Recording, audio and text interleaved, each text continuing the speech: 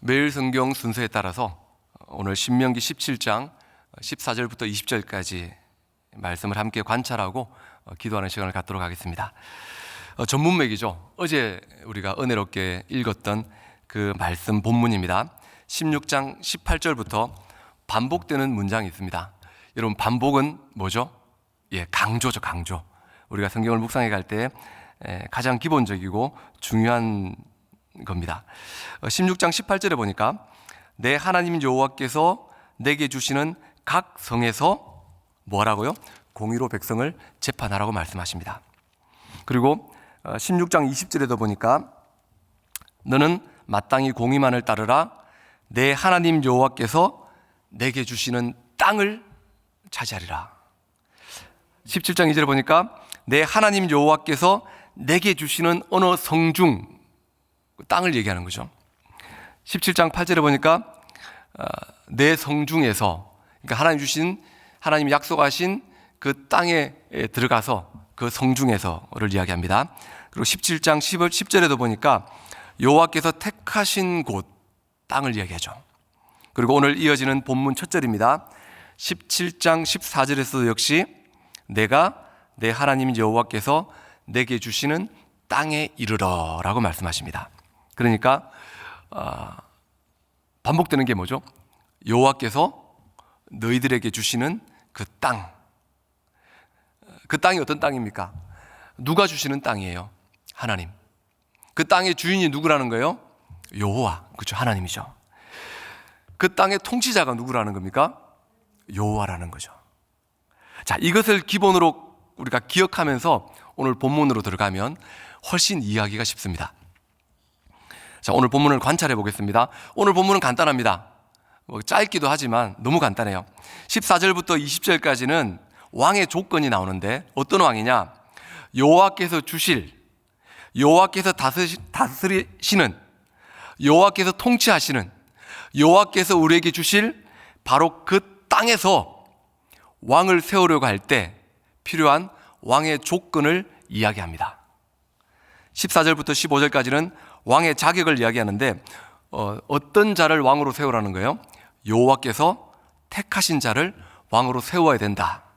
그리고 16절부터 17절은 왕이 하지 말아야 될 것들, 18절부터 20절까지는 왕이 해야 될 것들. 구조가 너무나 간단하죠. 자, 그러면 오늘 본문으로 한번 들어가 보겠습니다. 14절 같이 볼까요? 시작. 네가 내 하나님 여호와께서 내게 주시는 땅에 이르러 그 땅을 차지하고 거주할 때에 만일 우리도 우리 주위의 모든 민족들 같이 우리 위에 왕을 세워야겠다는 생각이 나거든.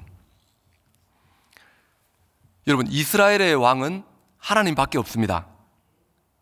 아멘. 예. 그래서 따로 인간의 왕이 필요하지 않았죠.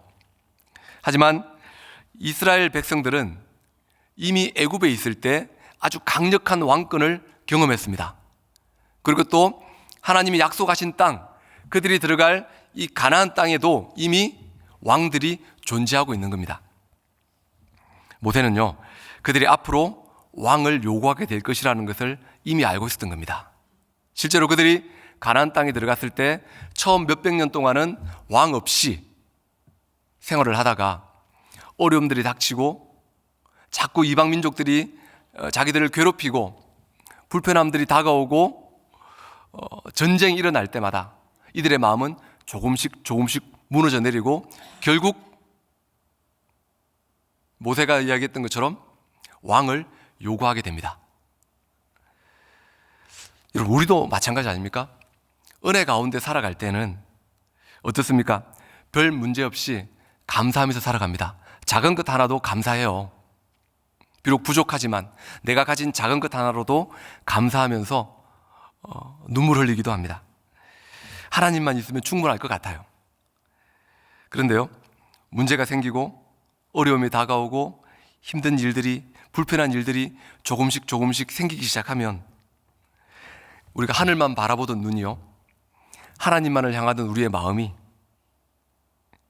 자꾸 옆으로, 그러지 말아야지 하면서도 타협하고 또 합리화하고. 계속해서 15절을 볼까요?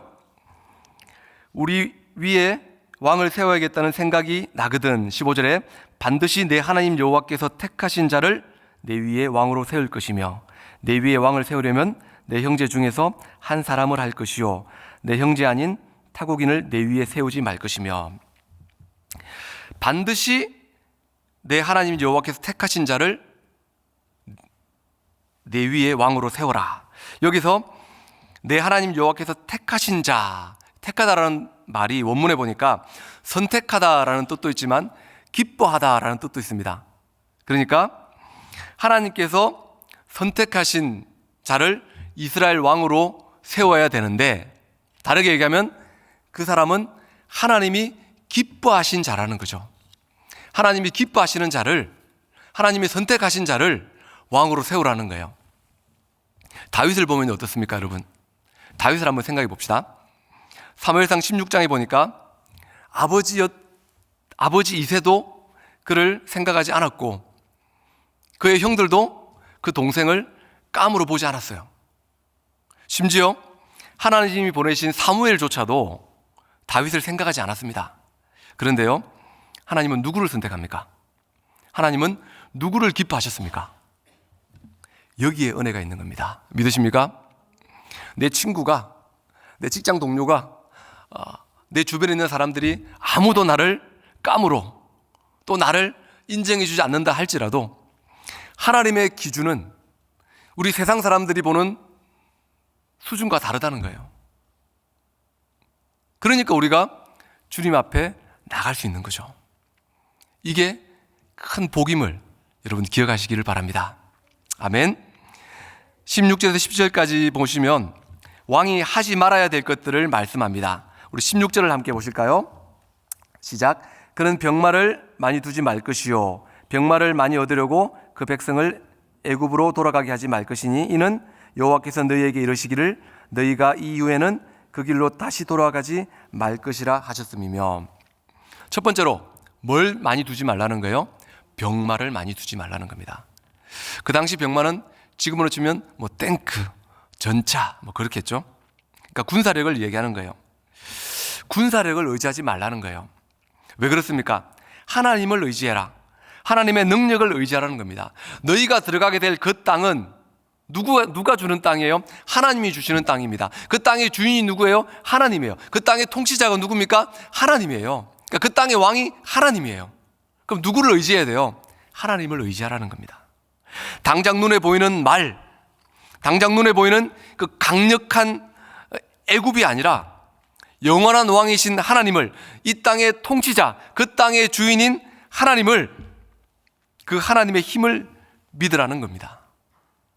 오늘 하루를 말씀과 기도로 시작하시는 여러분들 기억하시기를 바랍니다.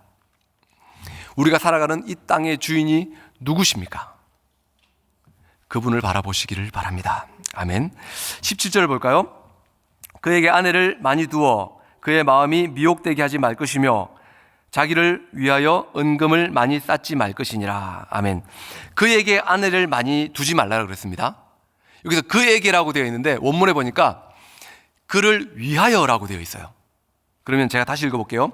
그를 위하여 아내를 많이 두지 말고 자기를 위하여 은금을 많이 쌓지 말라는 겁니다. 여기서 왕이 아내를 많이 둔다는 것은 무엇을 의미합니까? 정략 결혼이에요. 당시에 주변 나라와의 정략 결혼, 그러니까 부인이 많다는 건 그만큼 동맹국이 많다는 거죠.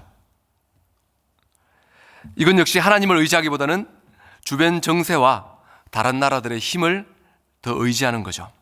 또 하나의 문제는 그 이방 아내들 때문에, 이방 우상의 폐해들 때문입니다.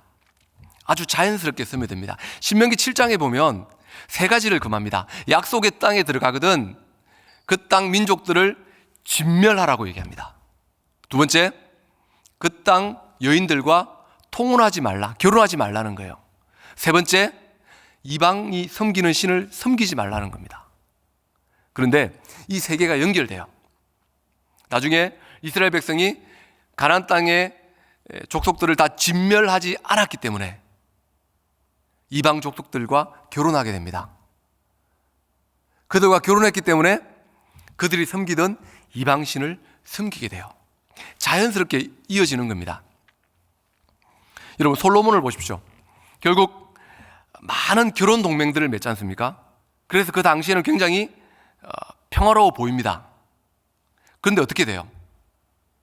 우리 열왕기상 11장을 볼까요? 열왕기상 11장, 우리 자막을 보겠습니다. 11장 1절입니다. 예, 솔로몬 왕이 바로의 딸 외에 이방 많은 여인을 사랑하였으니 곧 모압과 암몬과 에돔과 시돈과 헷 여인이라. 2절 같이 보겠습니다. 시작. 여호와께서 일찍이 이 여러 백성에 대하여 이스라엘 자손에게 말씀하시기를 너희는 그들과 서로 통혼하지 말며 그들도 너희와 서로 통혼하게 하지 말라. 그들이 반드시 너희의 마음을 돌려 그들의 신들을 따르게 하리라 하셨으나 솔로몬이 그들을 사랑하였더라. 3절에 보니까 왕은 후궁이 700명이요 첩이 300명이라 그의 여인들이 왕의 마음을 돌아서게 하였더라. 4절 같이 보겠습니다. 솔로몬의 나이가 많을 때에 그의 여인들이 그의 마음을 돌려 다른 신들을 따르게 하였으므로 왕의 마음이 그의 아버지 다윗의 마음과 같지 아니하여 그의 하나님 여호와를 앞에 온전하지 못하였으니. 재밌는 건요, 오늘 솔로몬에게는 정말 미안하지만 오늘 세 가지 금한 거 있죠. 병마, 그리고 아내들, 그리고 은금을 금하게 됐죠, 오늘 말씀에서. 그런데 아이러니하게도 이 세 가지를 모두 갖춘 왕이 바로 또 솔로몬입니다. 열왕기상 10장 26절을 볼까요? 솔로몬이 병거와 마병을 모으매 병거가 1400대요 마병이 12,000명이라 병거성에도 두고 예루살렘 왕에게도 두었으며. 열왕기상 11장 3절에 같이 보겠습니다. 시작. 왕은 후궁이 700명이요 첩이 300명이라 그 여인들이 왕의 마음을 돌아서게 하였더라. 열왕기상 10장 21절에 보니까 솔로몬 왕이 마시는 그릇은 다 금이요 레바논 나무 궁의 그릇들도 다 정금이라 은기물은 없었다라고 합니다. 이어지는 18절부터 20절은 왕의 조건 가운데 왕이 반드시 해야 될 일들을 말씀합니다. 18절을 볼까요? 그가 왕위에 오르거든 이 율법서의 등사본을 레위 사람 제사장 앞에서 책에 기록하여, 그러니까 하나님의 말씀을 옮겨 적어 하나님의 말씀을 책에 기록하여 라는 뜻입니다. 계속해서 19절 같이 보겠습니다. 시작. 평생에 자기 옆에 두고 읽어 그의 하나님 여호와 경외하기를 배우며 이 율법의 모든 말과 이 규례를 지켜 행할 것이라. 아멘. 왕은요, 진정한 통치자이신 하나님의 뜻을 알아야 된다는 겁니다. 그러니까 항상 말씀을 옆에 두고 자신이 말씀대로 살고 있는지를 점검하라는 겁니다. 늘 하나님 말씀을 가까이 하고 하나님 말씀대로 나라를 다스려야 된다는 겁니다. 그래서 평생 말씀을 자기 옆에 두고 하나님 경외하기를 배우며 그것을 지켜 행하라라고 말씀하는 겁니다. 20절을 같이 보겠습니다. 시작. 그리하면 그의 마음이 그의 형제 위에 교만하지 아니하고 이 명령에서 떠나 좌로나 우로나 치우치지 아니하리니 이스라엘 중에서 그와 그의 자손이 왕위에 있는 날이 장구하리라. 아멘. 오늘 이 짧은 말씀을 통해서 하나님은 어떤 하나님이십니까?